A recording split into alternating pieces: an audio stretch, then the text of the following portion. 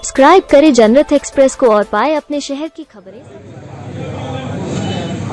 लोकतंत्र को बचाने के लिए लड़ाई लड़नी पड़ेगी। सपा समाजवादी पार्टी के राष्ट्रीय अध्यक्ष अखिलेश यादव ने 10 मार्च को होने वाली मतगणना के लिए समस्त जनपदों में पार्टी के शीर्ष नेताओं व पदाधिकारियों को मतगणना प्रभारी के रूप में नियुक्त किया है। इसी क्रम में जनपद बहराइच में 10 मार्च को मतगणना के दिन पार्टी के अधिवक्ता सपा के प्रदेश अध्यक्ष प्रदीप कुमार यादव को मतगणना प्रभारी नियुक्त किया गया है। समाजवादी पार्टी के अधिवक्ता सभा के प्रदेश अध्यक्ष प्रदीप कुमार ने प्रेस को संबोधित करते हुए कहा कि सपा को मिले जन समर्थन से भाजपा बौखला गई है।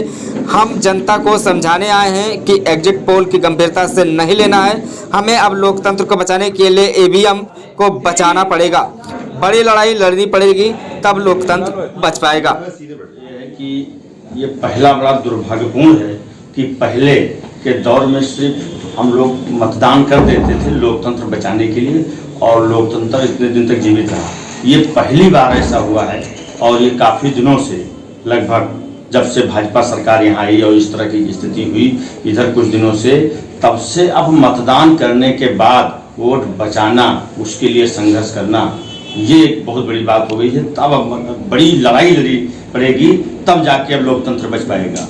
और इसके विषय में जो हालात बने, हमारे राष्ट्रीय अध्यक्ष ने जिस तरह का कल चिंतन किया है और चिंता व्यक्त की है, ये भी बहुत दुर्भाग्यपूर्ण है। किस तरह से उन्होंने कल, और उन्होंने खुद कहा है कि जो है अगर लोकतंत्र बचाना है तो ये आखिरी मौका है लोकतंत्र बचाने के लिए। इसके बाद बहुत बड़ी क्रांति करनी पड़ेगी, तब जाके लोकतंत्र बचेगा।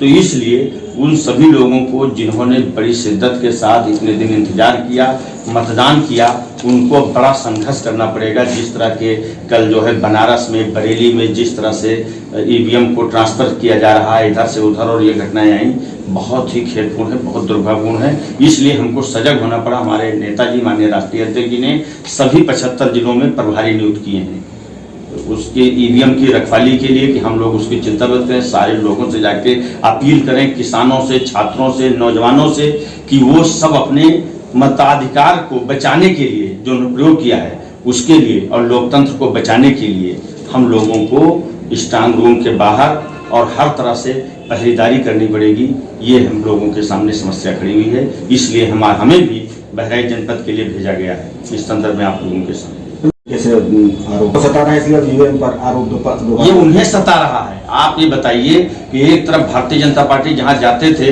100 लोगों के साथ उनके नेताओं ने जनसभा की है। हमारे नेताजी शायद इस आजाद भारत में, इतिहास में ये पहला मौका है कि जब इतना बड़ा जनसमर्थन, शायद किसी पार्टी के पास इतना बड़ा जनसमर्थन हो, उससे ये बौखला गया। अच्छा, जहां तक आप सर्वे की बात कर रहे हैं, इस जो एग्जिट पोल दिखा रहे हैं, कितनी घटनाएं आपको मैं बताऊं। आपको पश्चिम बंगाल की घटना, और इससे पहले दिल्ली में जब एग्जिट पोल हुआ, तभी भी सिर्फ कंफ्यूज करने के लिए। लेकिन कुछ दिन बाद इस एग्जिट पोल के विषय में लोग भूल जाते हैं। अगली बात फिर उधर एग्जिट पोल की तरफ हम लोगों को ध्यान जाता है कि एग्जिट पोल बता। हम तो ये सजग करने आए हैं अपने कार्यकर्ताओं को बताने को कि इस तरह से कहीं भी इस एग्जिट पोल पे जरा सा भी न ध्यान देना है, न उस पर गंभीरता से उसको लेना है। ये केवल कंफ्यूजन क्रिएट करने के लिए, और इसलिए किया गया है कि जो अधिकारी जो मान बैठे थे कि समाजवादी पार्टी की सत्ता आ रही है और सारी चीजें पूरे जनता को विश्वास हो चुका था, उसका ध्यान बांटने के लिए लोग अपनी खुशी में हो जाएं और हम लोग इधर बेईमानी करें। अब ये घटना, बरेली की घटना और बनारस की घटना को आप क्या कहेंगे?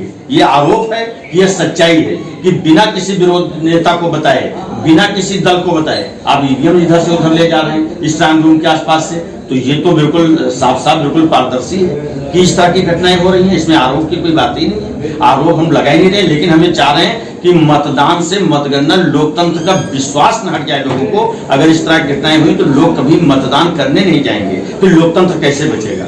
इसलिए विश्वास दिलाने के लिए, उसकी पारदर्शिता के लिए हम लोग, ये समाजवादियों का धर्म है, इसलिए हम लोग आए सबसे आगे निकल के। सभी दलों को ऐसा करना चाहिए कि समाजवादी पार्टी संविधान के प्रति, लोकतंत्र के सदैव सबसे ज्यादा गंभीर रही है।